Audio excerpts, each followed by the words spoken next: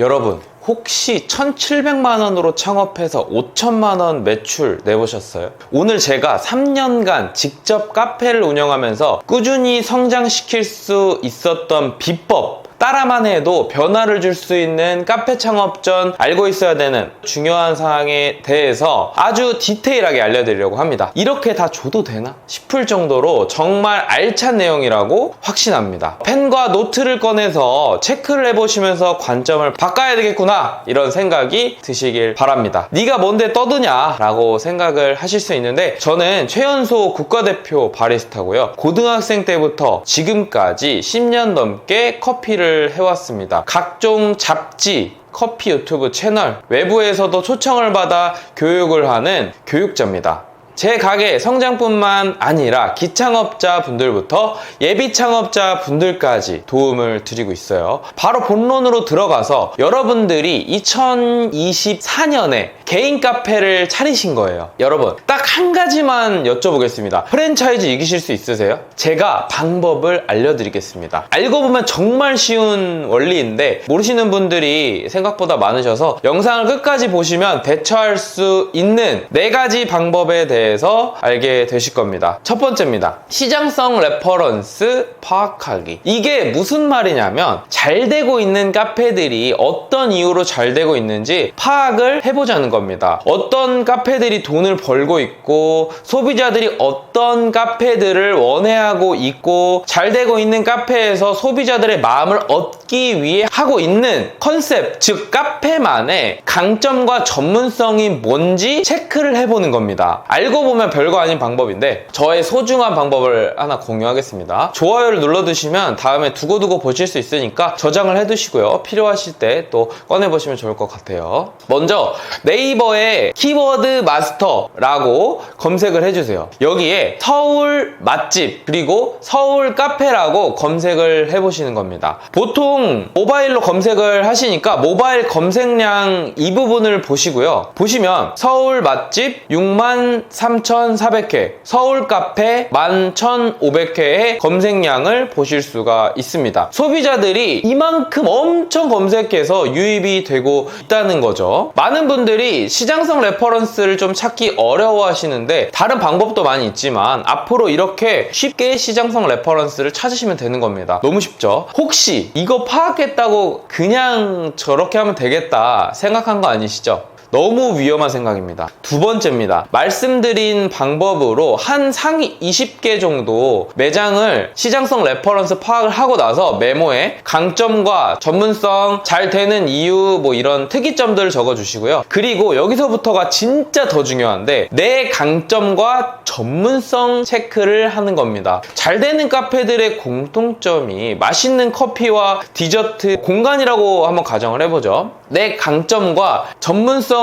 파악해본 거 가지고 접점을 한번 체크를 해보는 겁니다. 중요한 게 이 접점이 없는 경우들이 있어요. 이런 경우에는 어떻게 해야 될까요? 카페를 차리고 나서 보강을 하는 게 아니라 먼저 전문성부터 만들어야 된다는 겁니다. 제가 나이 불문하고 정말 이 많은 수강생들을 보잖아요. 현실적으로 카페에서 경험 쌓으려고 좀 일을 해보려고 하는데 사장이 뭐 혹은 점장이 나보다 나이가 좀 어린 경우들도 있으시더라고요. 솔직하게 반대 입장에서 생각을 해봐도 좀 그렇잖아요. 지시를 해야 되는데 부탁을 해야 되는 것처럼 될 수가 있기 때문에 이런 경우에는 방법이 있습니다. 숨고 같은 이 전문가들이 모여있는 플랫폼을 활용하셔가지고 레퍼런스 내용에서 파악된 커피 혹은 뭐 디저트, 예를 들어서 뭐 베이글, 뭐 소금빵, 수제 케이크, 이런 베이킹 수업을 들으시면서 전문성을 만드실 수 있는 겁니다. 일을 할 수 있는 상황이라고 하면 직접 일을 배워보시면서 전문성을 만드실 수도 있고요. 다 장단점이 있다고 생각을 합니다. 직접 배우면 그 사람의 경험을 돈으로 주고 좀 사는 거잖아요. 시간을 아낄 수도 있고 더 빨리 가는 방법이기도 하지만 돈을 써야 된다는 단점이 있습니다. 그럼 이런 의문점이 드실 수도 있을 것 같아요. 뭐 수업 듣는다고 하면 뭐 얼만큼 들어야 되는 거냐? 제가 딱 기준을 정해드리겠습니다. 지인들 제외하고 아주 작은 돈을 벌더라도 내 전문성을 가지고 남들을 설득해서 교육을 할 수 있을 정도의 수준까지는 가셔야 된다고 보고 있어요. 다시 한번 말씀드리지만 전문성, 카페에 사용할 수 있는 강점 없이 절대 가게부터 차리시면 안 됩니다. 부탁을 드릴게요, 진짜. 정말 몇 천만 원이 눈앞에서 순식간에 날아갑니다. 세 번째, 말씀드리기 전에 카페들 20개 이상의 레퍼런스를 보니까 디저트 플러스 공간 때문에 잘 되는 것 같은데? 이런 의문이 드실 수도 있을 것 같아요. 시장성 레퍼런스는 가장 핫한 곳을 봐야 되는데, 그래서 우리가 서울 카페를 검색을 했잖아요. 상권을 한번 보세요. 이런 데 들어가 보면은 최소 월세가 500만 원 이상일 겁니다. 이 말이 즉 뭘까요? 창업자들이 예산이 많은 상태에서 했을 가능성이 조금 그래도 높다는 거죠. 카페로서도 창업으로서도 경험이 많은 선수들일 가능성이 아주 높아요. 자, 그래서요, 여러분, 소자본 창업을 하셔야 됩니다.